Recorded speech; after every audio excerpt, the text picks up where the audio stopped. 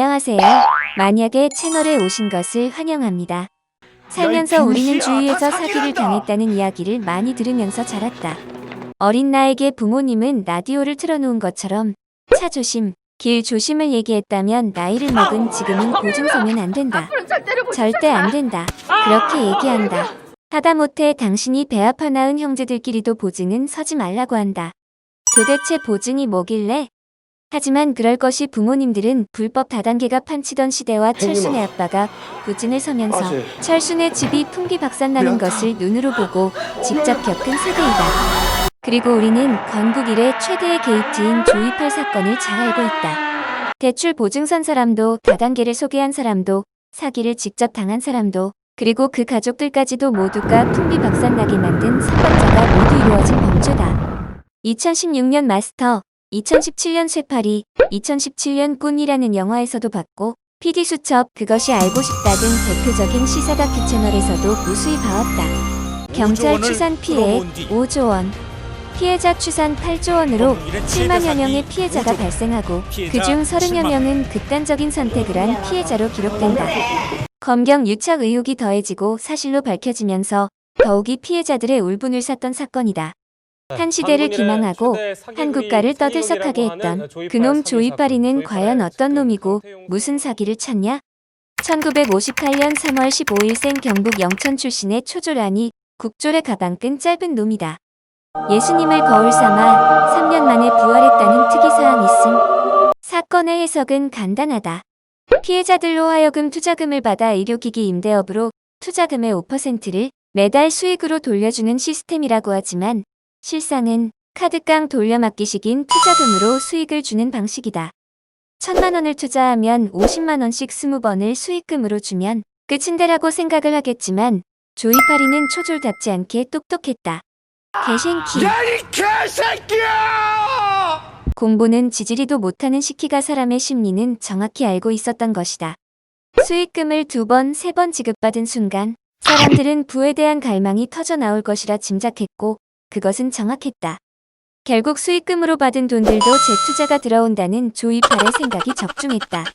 그런 와중에 합리적인 의심을 하던 사람들은 수익금을 몇 번 받고 투자금 회수 신청을 한다. 신청과 동시에 띵동하는 소리와 함께 입금 문자가 온다. 이들은 과연 조이팔을 통해 수익을 본 것일까? 그렇지 않다. 이 또한 조이팔 이세키의 시나리오 안에 있었다. 의심이 믿음으로, 믿음이 확신으로 바뀌는 순간이 가장 위험한 순간이란 걸 그때는 알지 못했다. 이 모든 걸 기획한 조이팔 이세키를 빼고 말이다. 말도 안 되는 고수익률에 의심했고 수익금이 들어오며 믿음을 갖기 시작하고 투자금 회수 신청 즉시 회수가 바로 되는 그때 우리는 조이팔이 원하는 대로 믿음에 기름을 부어 확신을 갖는 순간이 된 것이다. 그렇게 눈덩이처럼 불어난 투자금을 들고 중국으로 밀양하여 직접 피해 7만 명, 연대 피해 수십만 명이 된 그해 2008년이었다. 그리고 3년 후 2011년 사망하고 예수님을 빙자하여 가방끈도 짧은 괴자식이 3년 만에 부활했다. 죽었다. 안 죽었다. 의견이 갈리기도 했지만 한국에서 중국에서 목격했다는 사례들이 빈번히 발생했다. 살아서도 죽어서도 사기의 끝을 보여준다. 그런데 만약에 조이팔이 살아있다면 어떻게 될까? 부하들은 한 번씩 잡혀 들어오는데 이 자식은 대어라서 그물을 뚫고 나가는 건지 아니면 애당초 그물이 없었던 건지 알 수는 없지만 우리는 명예가 바닥으로 떨어진 검경의 현주소를 보면 못 잡고 있다기보다는 안 잡고 있다는 얘기에 좀 더 설득력이 있다고 생각한다. 아마도 정계와 검경에는 비상이 걸릴 것이다. 하지만 무식하면 용감하다고 했던가? 조이파리는 지금 중국의 대도시의 호화주택에서 1, 2년에 한 번씩 정기적으로 성형수술을 하고 있을 것이다. 중국 대도시 호화주택은 공안들조차 함부로 단속할 수 없는 곳이기에 은신을 하기에는 딱인 곳이다. 하지만 조이팔은 은신 따위 필요 없다. 한국에서도 뇌물을 밥 먹듯이 준 놈이다. 더군다나 중국이다.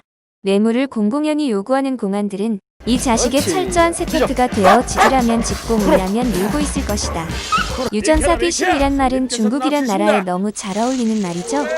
돈만 있으면 귀신도 부린다.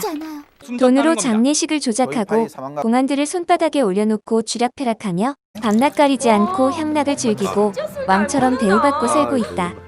이런 시베리아 허스키 같은 개자식이 부글부글. 하지만 영원할 것만 같았던 너의 왕생활도 종지부를 찍어야 한다.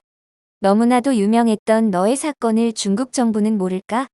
그리고 위에서 얘기한 한국의 정계 검경에서는 이놈의 생존이 부담이 안 될까? 조이팔은 그동안 비호받아왔던 한국 정계 사람들로 하여금 중국에서의 감금 요청을 지시받고 그동안 너를 따랐던 공안들에게 개처럼 끌려가 있는 돈 없는 돈 다 뺏기고 혼쭐이 난 다음 중국의 친청교도소에 수감이 된다. 친청교도소는 2015년 중국의 반부패 척결운동으로 인하여 거물급 인사들이 줄줄이 감옥행을 하면서 알려진 그곳은 재소자 1인당 60평의 공간이 제공된다. 바닥에는 카펫이 깔려있고 개인 침실은 기본, 발코니에 소파까지 초특급 호화시설에 건강진료소와 헬스장까지 딸린 이곳은 부패한 정치인들을 위한 감옥이 아닌 럭셔리 휴양시설이다. 이뿐만이 아니다. 친청교도소의 재소자에게는 특급 호텔 주방장 출신이 만든 최고급 샥쇼핑 등의 고급 요리를 매일 제공한다. 여기까지가 외부에 알려진 내용이다. 그렇다면 알려지지 않은 내용은 어마무시한 혜택이 있을 것이다. 죄를 짓고 호텔 서비스를 제공받는 세계에서 가장 은밀하고 호화로운 중국 정부도 손댈 수 없는 비밀 교도소에 조이팔이 수감되며 생각한다. 썩어도 준치인 자기를 배려해준 것이라고 생각하겠지만 천만의 말씀 만만의 꿀떡이다. 대륙의 재벌이나 정치인들에게 있어서 네가 사기친 돈은 코 묻은 돈이고 너는 그냥 애송이었다. 그리고 너는 이미 돈을 다 뺏긴 빈털털이다. 하지만 고기 맛은 고기를 씹어본 놈이 안다고 했다.